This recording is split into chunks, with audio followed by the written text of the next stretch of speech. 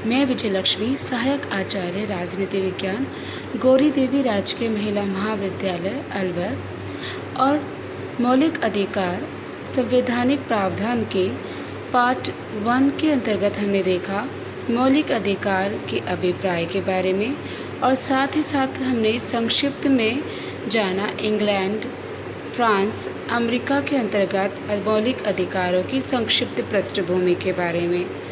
इसके साथ ही हमने ये भी जाना कि भारत के संविधान के अंतर्गत हमें कौन कौन से मूल अधिकार प्रदान किए गए, इसकी संक्षिप्त रूपरेखा हमने पार्ट 1 के अंतर्गत देखी थी। आज हम इससे आगे का अध्ययन करेंगे। भारतीय संविधान द्वारा प्रदत्त मूल अधिकारों में सबसे पहला अधिकार है समानता का अधिकार, राइट टू इक्वलिटी। समानता का अधिकार अनुच्छेद 14 से लेकर 18 तक वर्णित किया गया है, जिसमें अनुच्छेद 14 कानून के समक्ष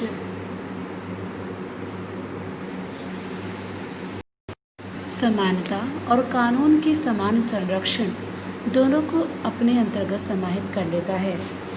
समानता का अधिकार प्रजातंत्र का आधार स्तंभ है और अनुच्छेद 14 के अनुसार भारत के राज्य क्षेत्र में राज्य किसी भी व्यक्ति को कानून के समक्ष समानता या कानून के समान संरक्षण से वंचित नहीं करेगा।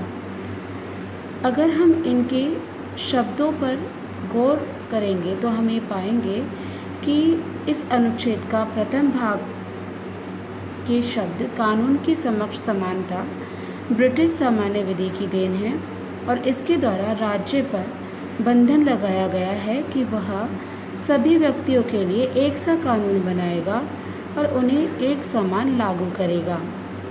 कानून का समान संरक्षण, यह वाक्य अमेरिकी संविधान से लिया गया और उसका तात्पर्य यह है कि अपने अधिकारों की रक्षा के लिए प्रत्येक व्यक्ति समान रूप से न्यायालय की शरण ले सकता है। कानून की समक्ष समानता का अभिप्राय ये नहीं कि राज्य औचित्यपूर्ण आधार पर और कानून द्वारा मान्य किसी भेदभाव की भी व्यवस्था नहीं की जा सकती। यदि कानून कर लगाने में, धनी और गरीब में और सुविधाएं प्रदान करने में स्त्रियों और पुरुषों में भेद करता है तो इसे कानून के समक्ष समानता का उल्लंघन नहीं कहा जा सकता। इसके साथ ही 2014 में सर्वोच्च न्यायालय ने एक ऐतिहासिक फैसले में किन्नरों की समानता के अधिकार का संरक्षण करते हुए ये निर्णय दिया कि उन्हें शिक्षा, रोजगार और चिकित्सा सहित सभी आवश्यक सुविधाएं सुनिश्चित करने के लिए केंद्र और राज्य सरकारों को कदम उठाने होंगे। अब समानता का अधिकार के अंतर्गत महिला पुरुष की समानता अब महिला पुरुष और किन्नर की समानता में बदल गई है। धर्म, नस्ल, जाति, लिंग या जन्म स्थान के आधार पर भेदभाव का निषेध। कानून की समक्ष समानता के साथ साथ अनुच्छेद 15 के अंतर्गत ये कहा गया है कि राज्य के द्वारा धर्म, मूल वंश, जाति, लिंग, जन्म स्थान आदि के आधार पर नागरिकों के प्रति जीवन के किसी भी क्षेत्र में भेदभाव नहीं किया जाएगा।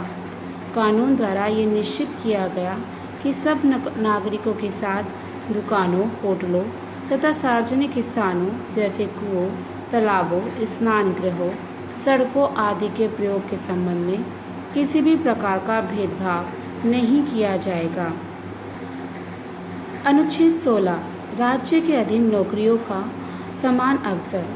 इस अनुच्छेद के अनुसार सब नागरिकों को सरकारी पदों पर नियुक्ति के समान अवसर प्राप्त होंगे और इस संबंध में केवल धर्म, मूल वंश, जाति, लिंग या जन्म स्थान या इनमें से किसी के आधार पर सरकारी नौकरी या पद प्रदान करने में भेदभाव नहीं किया जाएगा। इसके अंतर्गत राज्य को यह अधिकार दिया गया कि वह राज्य सेवाओं के लिए आवश्यक योग्यताएं निर्धारित कर सकती है। संसद कानून द्वारा संघ में सम्मिलित राज्यों को अधिकार दे सकती है कि वे उस पद के उम्मीदवार के लिए राज्य का निवासी होना आवश्यक ठहरा दें। इसी प्रकार से सेवा में पिछड़े हुए तबकों के लिए भी स्थान आरक्षित किए जा सकते हैं। अनुच्छेद 17 अस्पृश्यता का निषेध। इस अनुच्छेद में कहा गया है कि अस्पृश्यता का अंत किया जाता है और उसका किसी भी रूप में आचरण निषिद्ध किया जाता है। अस्पृश्यता से उत्पन्न किसी अयोग्यता को लागू करना एक दंडनीय अपराध होगा। हिंदू समाज से अस्पृश्यता के विष को समाप्त करने के लिए संसद द्वारा 1955 में अस्पृश्यता अपराध अधिनियम पारित किया गया, जो पूरे भारत में लागू होता है। इस कानून के अनुसार अस्पृश्यता एक दंडनीय अपराध घोषित किया गया। अस्पृश्यता अपराध अधिनियम को 1976 में संशोधित कर इसका नाम नागरिक अधिकार संरक्षण अधिनियम 1955 किया गया।